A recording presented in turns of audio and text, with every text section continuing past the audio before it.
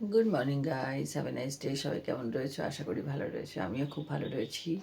আজকে হলো 12ই মার্চ। সবে ঘুম থেকে উঠলাম। এখন হচ্ছে 10টা 15।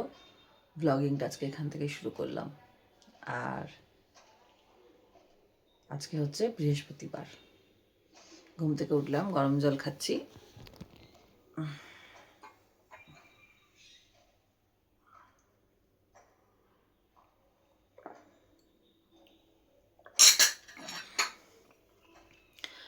আমার জীবনে একটা খুব বড় সমস্যা হয়েছে, খুব বড় আমার দুর্ঘটনা ঘটেছে। আমি তোমাদেরকে এসে বলছি, ফ্রেশ হয়ে আসি বলছি। এত বড় ঘটনা ঘটেছে যে আমি তোমাদেরকে বলবো, তোমরাও শুনলে শকড হয়ে যাবে। আসছি, আমি বলছি, ফ্রেশ হয়ে আসি।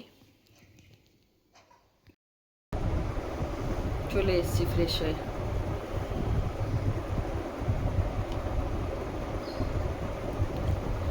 টেনশনের ব্যাপার হলো এইটা যে আমার ফোনটা হ্যাক করা হয়েছে,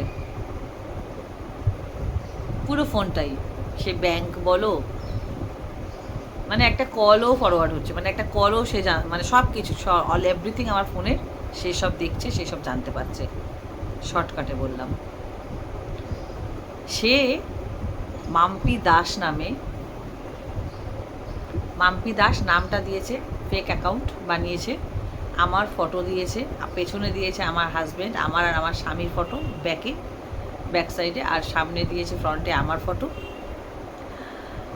আর আমার সমস্ত ভিডিও, পরশু দিনও যে ভিডিও আমি এফবিতে দিয়েছি বা ফটো, সেই যত ফটো যত ভিডিও সে নিয়ে চুরি করে অ্যাকাউন্ট বানিয়ে 5,000 মতো ফলোয়ার্স বানিয়ে নিয়েছে। লোকে ভাবছে ওটা তো আমারই বোধ হয় অ্যাকাউন্ট, আর একটা কোনো নামে। আর কি বলবো, দিব্যি চালাচ্ছে। তো এটা খুব কেউ পরিচিতর মধ্যেই করেছে। পরিচিত মিন্স আমাকে যে জানে খুব কাছ থেকে, সেই সেই এই কাজটা করেছে, আমি জানতে পেরেছি বা আমি বুঝতে পারছি। আর আমার যে পুরনো ফোনটা ছিল, সেই পুরনো ফোনটা থেকে সেই সব সেই ব্যাপারগুলো সে আমার পুরনো ফোন থেকে যে আমি ভিডিওগুলো করে যাচ্ছি, সেই ফোন থেকে এত মাস ধরে আমার সমস্ত ভিডিও ছেড়ে যাচ্ছে, চালিয়ে যাচ্ছে তার অ্যাকাউন্ট। তো আমার এফবির সমস্ত বন্ধুরা যারা আমাকে খুব ভালোবাসে, এফবিতে যত সব বন্ধুরা রয়েছে আমার পরিবারের, তো আমার তো এফবি পরিবার 30,000-এর পরিবার ফলোয়ার্স। আমি এফবি চালু করেছি বহু বছর, কিন্তু এফবিতে কাজ করছি কয়েকটা মাস। তো সেখানে সব বন্ধুরা আমাকে মেসেঞ্জারে টেক্সট করে আমাকে জানানোর চেষ্টা করেছে বারে বারে। আমি কখনোই মেসেঞ্জারে কারোর সাথে কথা বলি না, কারোর সাথে কথা বলি না, কারণ আমার মাথা ভীষণ ব্যথা করে, মাইগ্রেনের একটু ব্যাপার আছে। তার মধ্যে কি বলতো,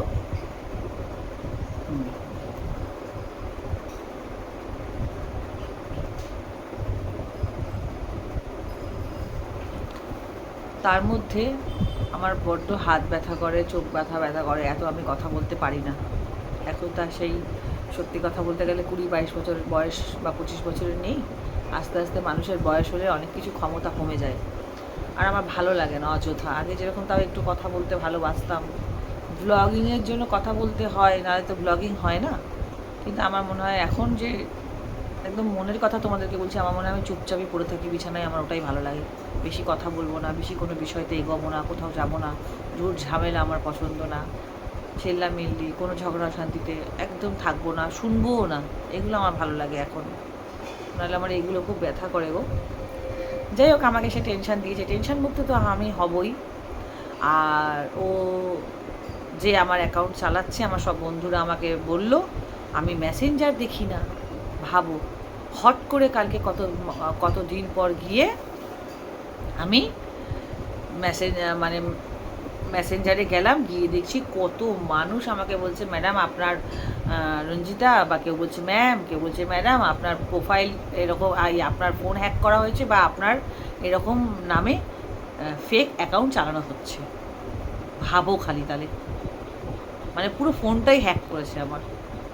এবার আমার যদি ছোটোখাটো, আমি তাই তো বলি, আমার তো কামানোর কথা, আমার সবাই পয়সা কামাচ্ছে, তো আমারও ফেসবুকে পয়সা আসার কথা, আমার পয়সাটা ঢুকছে না কেন? আর ছোটোখাটো যেটুকুই কামাই সেইটুকুই ছোটো, এফবিতে তো আর প্রচুর টাকা দেয় না। আর প্রচুর টাকা তখনই পায় লোক যখন তার লাখে বা মিলিয়নে পরিণত হয়, তখন সেও ভালো কামায়। আমি তো সদ্য চালু করেছি, আমার মাত্র 30,000-এর পরিবার। তা ভাই আমি বলি যে আমার ক্ষতি করে মানুষ লাভটা কী পায়?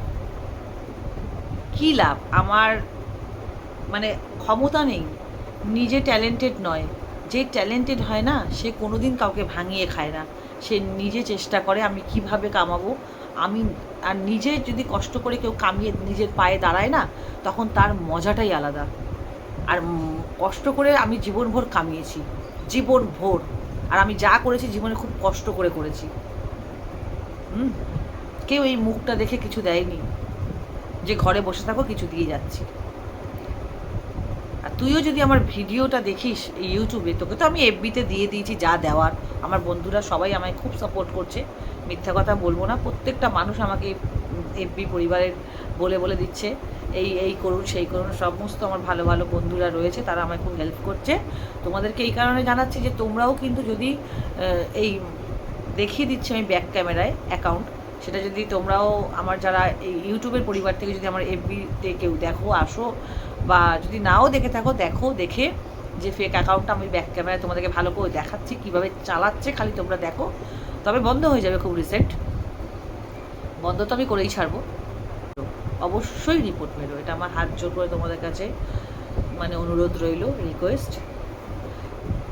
তো আমার তো কালকে তাড়াতাড়ি করে যা ব্যাংকে টাকা ছিল সমস্ত মোটামুটি তুলে নিয়েছি। আর পুলিশে যাচ্ছি রিপোর্ট করতে, আর সাইবার ক্রাইমে আমরা জানাতে যাচ্ছি। ও সাইবার ক্রাইমে গেলেই ওরা বন্ধ করিয়ে দেবে।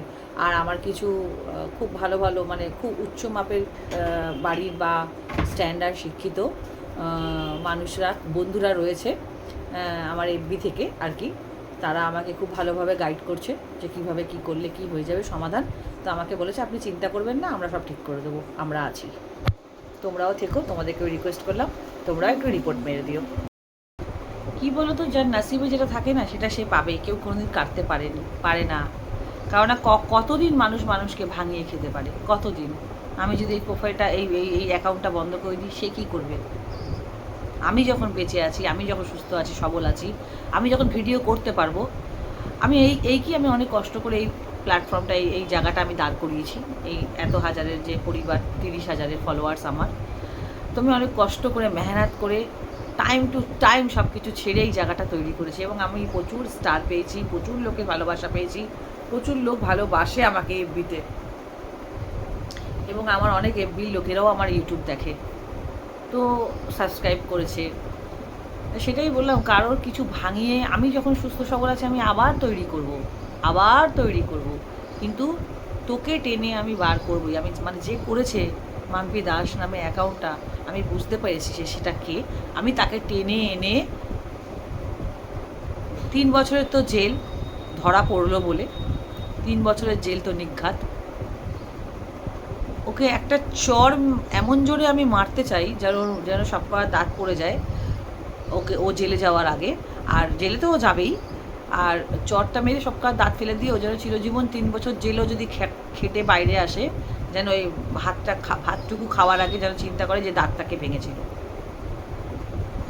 ঠিক আছে, সেই কারণে তোমাদেরকে জানালাম এই কথাগুলো, কারণ তোমরাও তো আমার একটা পরিবার ইউটিউবের। তো আমার সবাইকে এই বিদেতেও প্রচুর লোক কাল রাতের থেকে হাল্লা পড়ে গেছে, মানে কাল দুপুর থেকে হচ্ছে এটা। আমার না মাথায় আসে না ভাই, আমি আমার মতন সত্যি থাকতে পছন্দ করি, আমি আমার মতন সত্যি কামাতে পছন্দ করি, আমি আমার মতন চিরজীবন আমি তো কোনোদিন বসে খাইনি। এটা আমার ইউটিউবের পরিবাররা হয়তো জানতো না, আজকে তোমরা জেনে গেলে যে আমি জীবনে কোনোদিন বসে খাইনি। তো আমি মানুষটা না কোনোদিন ওই কাউকে ওভারটেক করব, কাউকে হিংসা করব, কাউকে মেরে কেটে, বা ওই অনেকে আছে ঠাকুর বাড়ি ঠাড়ি গিয়ে কী সব উল্টোপাল্টা নোংরামো করে, আমি শুনি আর কি, জানি না আমি ঠিক কখনো এইসব আমি করিও নি, জানিও না। অনেকেই অনেকের প্রতি হিংসা করে, যার কামানোর কোনো ক্ষমতা থাকে না। সত্যি বলছি, যার না রূপে আছে, না গুণে আছে, না কথা জানে, না পেটে অক্ষর আছে, এই ধরনের মানুষরাই আমি দেখেছি যে নিজের তো কোনো ক্ষমতা নেই, কোনো ট্যালেন্ট নেই, চলো আমি তো ট্যালেন্টেড মানুষ নই, চলো এর ক্ষতি করো, তাই না? সেই তখন লোকের ক্ষতি করে সিঁড়ি বানিয়ে উঠতে চায়। আমাকে ভগবান ওই জিনিস কোনো দিনের জন্য দেয়নি যে ও করছে, ওরটা আছে, ওর ব্যাগে ওই টাকাটা আছে, ওটা আমার কেন না, বা ও এটা করলেই আমি কেন পারলাম না, এই জিনিসটা আমাকে দেয়নি। আমি জীবন ভোর কামিয়ে খেয়েছি, তোমরা জানতে না, জেনে নাও। আমি জীবন ভোর, সবাই জানতে না, আজকে জেনে গেলে, আমি জীবনভর কামিয়েছি, জীবনভর হাত পা মেরে পয়সা ইনকাম করেছি, সুখে থেকেছি, ভালো থেকেছি, নিজে খেয়েছি, বাচ্চাদের খাইছি, পারলেই দু হাতের যা টাকা এনেছি লোককে এমনিভাবে দিয়েছি দু হাত ভরে, কারোর থেকে এমনিভাবে নেওয়ার চেষ্টা করিনি। তো আমি বুঝি না, আমার মাথায় যখন কাউকে নিয়ে কোনো ক্ষতি আসে না, মানে ক্ষতি করার ব্যাপারটাই আসে না, আর ক্ষতি করে কোনো দিন সে পয়সা কেউ বেশি দিন হজম করতে পারে না, খেতে পারে না। কারণ কতদিন একটা মানুষের ফেক জিনিস নিয়ে চালাবো, বা মানে কারোর পয়সায় ক্ষতি করে খাবো, এগুলো হয় না, কখনো হয় না। হ্যাঁ, এগুলো সব ট্যালেন্ট, সব ট্যালেন্ট লাগে এগুলো করতে, ভিডিও করতে খুব ট্যালেন্ট লাগে ভাই বস। খুব কথা জানতে হয়, স্মার্ট হতে হয়, অনেক খাটতে হয়, অনেক মেহনত করতে হয়। এত সহজ না যে ক্যামেরা উঠালাম, ভিডিও করে নিলাম, ছেড়ে দিলাম। ইউটিউব আমি করছি তো, আগে আমিও বুঝতাম না এই ব্যাপারটা। ক্যামেরা ওঠায় দুটো বক বক করে পয়সা কামাচ্ছে, না বস, খুব মেহনত।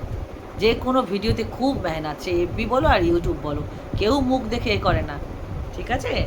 আর আমি সত্যি কথা বলতে গেলে সাবস্ক্রাইবারের জন্য আমার ইউটিউব সাবস্ক্রাইব করো কারোর পায়েও ধরি না। আমার যত এফবির লোকেরা আমাকে দেখে তারা এসে সাবস্ক্রাইব করে নিজের থেকে। একটা সময় প্রথম প্রথম দুই একবার বলেছি, তারপর আর বলি না। আমার এফবির জন্য আমি কাউকে রিকোয়েস্ট করি না যে দেখো দেখো কমেন্ট করো করো। আমার ইউটিউবের জন্য কাউকে বলি না। আমার যা হচ্ছে অটোমেটিক হচ্ছে, নিজের থেকে হচ্ছে, হোক না আস্তে আস্তে, আমার তাড়াহুড়ো নেই তো কিছু। ঠাকুর যদি থাকে, আর আমি যদি সৎ হয়ে থাকি, আমি যদি সত্যি মেহনত করে থাকি, আমি তার ফল পাবোই, এইটুকুনি আমার ভরসা। কথায় বলে না যে ভাই, बदनाम तो उसी का होता है जिसका नाम होता है। তো কুছ তো বাত হ্যায়, তোকে বলছি যে আমার মধ্যে কুছ তো বাত হ্যায়, যার জন্য তুই আমাকে ভাঙিয়ে খাওয়ার চেষ্টা করছিস বা করলি। তো তুই তো বাঁচবি না বা বাঁচতে পারবি না আমার হাত থেকে। হুম, কিন্তু বলে না, ওই ওই কথাই বললাম না, তুই বুঝিয়ে দিলি আমাকে আরও বেশি করে যে আমার মধ্যে কিছু রয়েছে, আমি একটা ট্যালেন্টেড মানুষ, সেটা তুই বুঝালি আমাকে।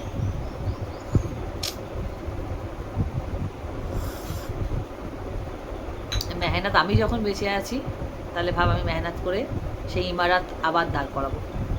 তবে এই অ্যাকাউন্ট আমি রাখবো, এই অ্যাকাউন্ট আমি উড়াবো না, এটা আমার পুরনো অ্যাকাউন্ট তো, আমি উড়াবো না, হারগিজ না, ঠিক আছে? এই দেখো আমার নামে ফেক প্রোফাইল, ফেক অ্যাকাউন্ট বানিয়েছে, আমি কালো তাই আমি কৃষ্ণপ্রেমী, ওরে শাটা, মাম্পি দাস, মাম্পি দাস নামে বানিয়েছে। আর এই যে এত ফলোয়ার্স, 5K ফলোয়ার্স বানিয়েছে, গেইন করেছে। এবার দেখা মানা, এই দেখো সার্চ করেছিলাম তখন এই যে এসেছিল এখানে, এই যে মাম্পি দাস, আবার ব্র্যাকেটে টুসি, এটাও একটা ফটো তুলে রেখেছিলাম। এটা আমাদের সব এই ফটোগুলো ছেড়েছে, মানে আমাদের এই যে দীঘাতে ঘুরতে গেছি সেই ফটোগুলো সমস্ত দেখো, এগুলো আমার ছেলেমেয়ের মন্দিরে দাঁড়ানো, ওর কত বড় সাহস। এটা তো আমার মায়ের আসল প্রোফাইল, এটা আমার আসলটা, এটা পেছনে ব্যাকে লাগানো, লাগিয়ে রেখেছে, এগুলো সব ও লাগিয়েছে। এই দেখো এগুলো সব শেয়ার করে, এই যে আমার ফটো, আর এই যে ওপরে মাম্পি দাস, এই দেখো ওপরে মাম্পি দাস, এগুলো সব শেয়ার করেছে।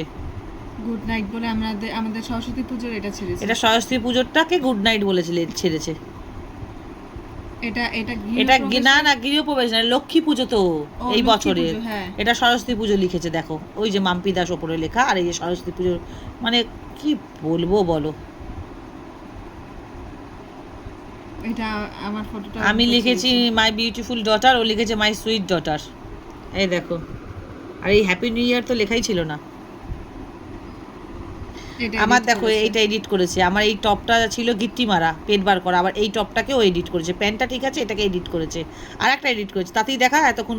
এটাকে দেখো কি জঘন্যভাবে লাগছে, ই বাবা, এখানে আমি হাফ প্যান্ট পরে আছি, শর্টস পরে আছি, দেখো কি জঘন্যভাবে এই পুরো জামাটাকে এই এডিট যে করেছে। এআই এর এখানে চিহ্ন আছে, এটা দিয়ে হ্যাঁ, এআই দিয়ে সব। এই যে এআই দিয়ে করেছে। ও কত বড় খেলোয়াড় দেখছি, আমার ঘরেও খেলোয়াড় আছে। এটা একটা ভিডিও পুরো প্রোফাইলের। আমার ছেলে মেয়ে নিজে এক কম্পিউটার ওদের মাথায়, ও জানেই না। এই দেখো আর একবার ভালো করে দেখিয়ে দিই। ছেলে মেয়েকে শিক্ষা দিয়ে কি বড় করছি এমনি এমনি? আমার 2 ছেলে মেয়ের মাথায় এমনি কম্পিউটার বসানো। সেটাই আমি বলছি যে যে কাজটা করেছে সে ভেবেছে আমরা অত্যন্ত বোকা বা অশিক্ষিত বা আঙ্গুঠা, ঠিক আছে? তো যদি তুমি এটা ভেবে থাকো বাবু, তুমি খুব ভুল ভেবেছো, ঠিক আছে? ভুল ভেবেছো, এটার সমাধান খুব শীঘ্রই। আর তোমাদের কাছে এই কারণে জানানো, যদি তোমরা এই নামে কেউ, তোমরা তো নিশ্চয়ই সবাই আজকালকার যুগে ফেসবুক ঘাটো, তো এই যে মাম্পি দাস নামে দেখে আমার ফটো লাগানো, আমি সব দেখিয়ে দিলাম। যদি আসে তাড়াতাড়ি করে প্লিজ তোমরা একটু রিপোর্ট মেরো। টাটা, ব্লগটা একটু করে সবাই খুব ভালো থেকো, সুস্থ থেকো, দেখা হচ্ছে নতুন একটা ব্লগের সাথে।